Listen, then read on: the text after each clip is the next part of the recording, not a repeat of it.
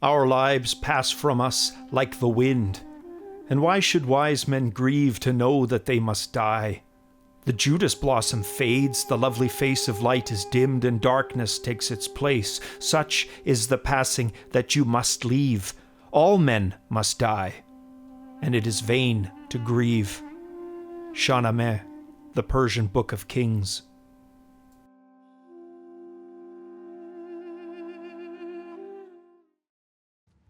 The Parthian Empire had replaced the Seleucids and reinstated the rule of an Iranian people over Iranian lands. They vied for power in the eastern Mediterranean basin with the Roman Republic, which would itself soon transform into an imperial power as well. Orodes II, said to be reeling from the death of his son, would also soon be dead. We don't know if it was at the hands of his other son Phraates IV or by his own hands. The family history of both fratricide and patricide would suggest the former. However, he had known he would inherit the throne from his father, so this is pure speculation.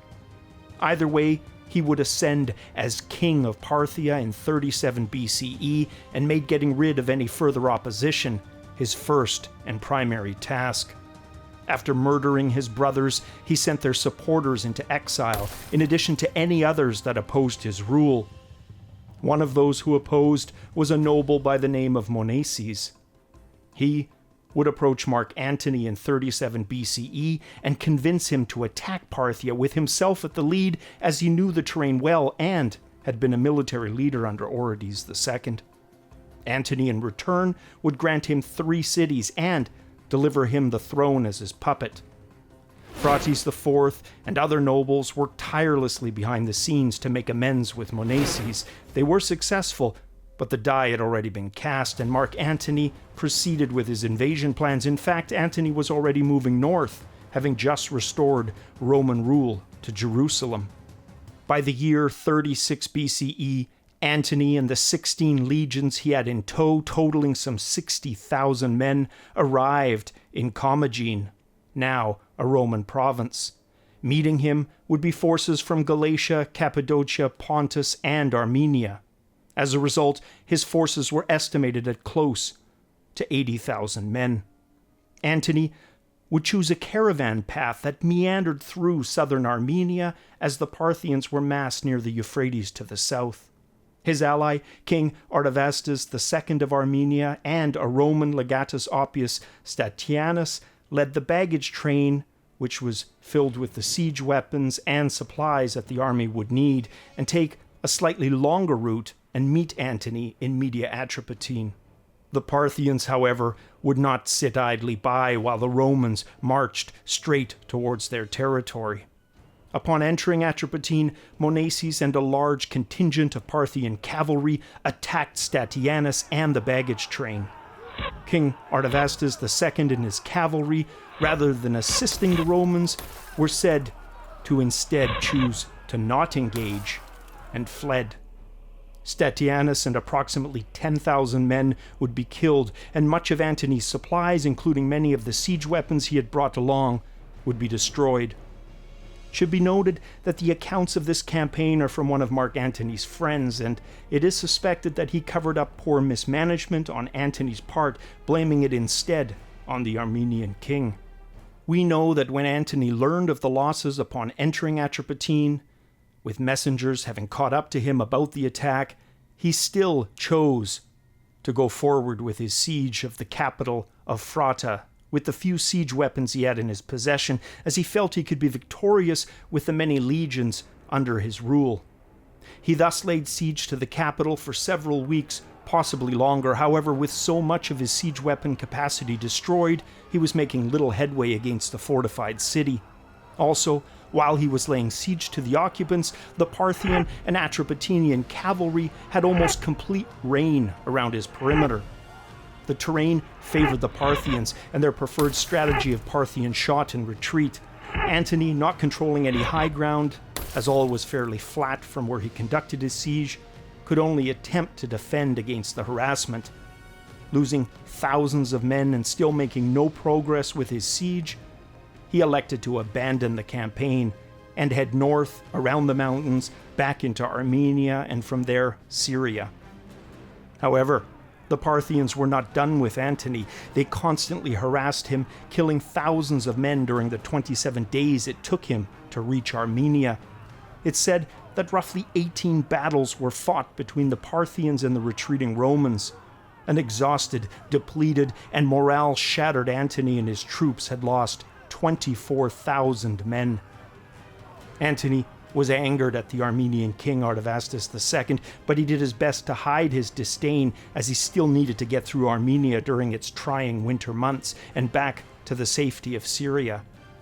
He would lose another 8,000 men during the arduous journey through the winter-bound Armenia.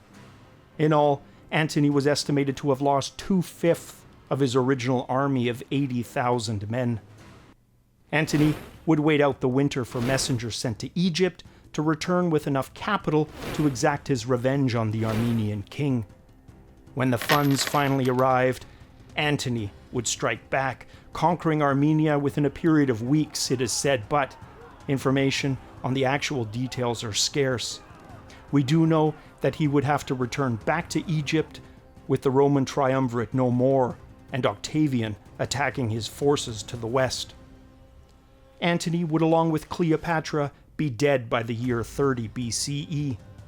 Phraates IV then set about removing the Roman puppet king Antiochus I from the small kingdom of Commagene, and replacing him with one loyal to Parthia, Artaxerxes II.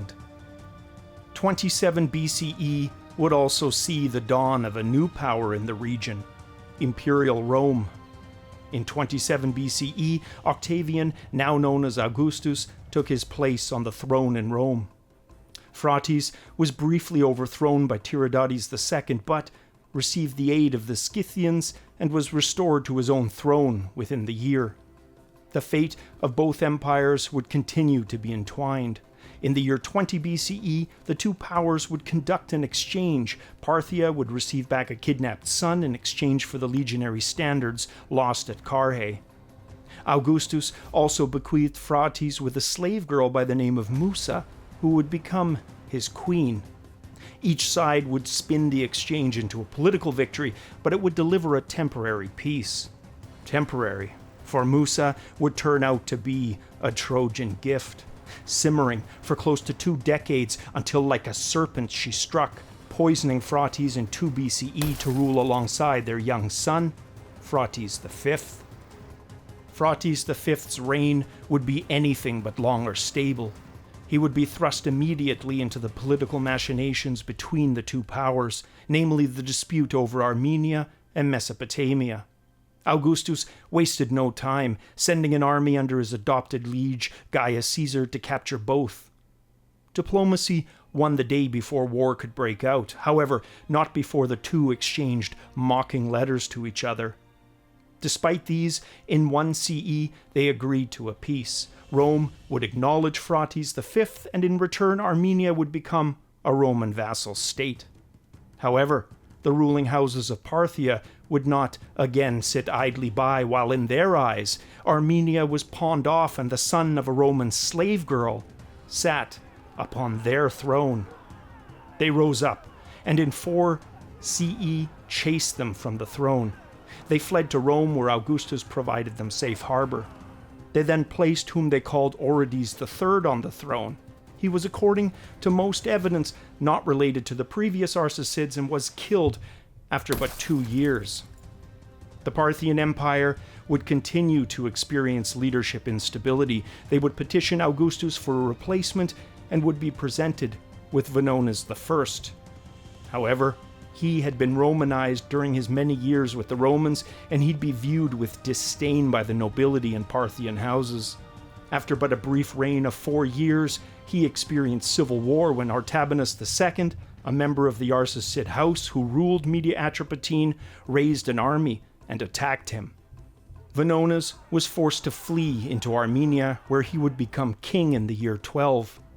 The Romans protected Vonones from attempts by Artabanus II to displace him from that throne. In the year 14, the now Roman Emperor Tiberius would send his stepson Germanicus to assist Vonones, but he was met with no opposition. Artabanus and Germanicus would meet on an island in the Euphrates. Vonones would be removed from the throne and live a luxurious life in exile, at least until he tried to escape in the year 19 and was killed by his guards. Artabanus II would be recognized by Rome, but there would be a price to pay internally. In the years 19 and 20, the satraps of Sakistan, Drangyana, and Arachosia all declared independence from Parthia and would found the Indo-Parthian kingdom under the leadership of the ruler of those satraps, Gondophares, who would call himself Great King of Kings. Artabanus would spend much of his reign securing the northeast region of Khwarezm and made his residence in Bactria. In the year 35, he would turn his attention back towards Armenia, long still a pawn state between the Parthians and Romans. Thank you for watching this video. If you liked it, please hit that like button. And if you enjoyed the content on this channel but haven't already, please consider subscribing. Love to have you on board. And as always, and until the next video, cheers.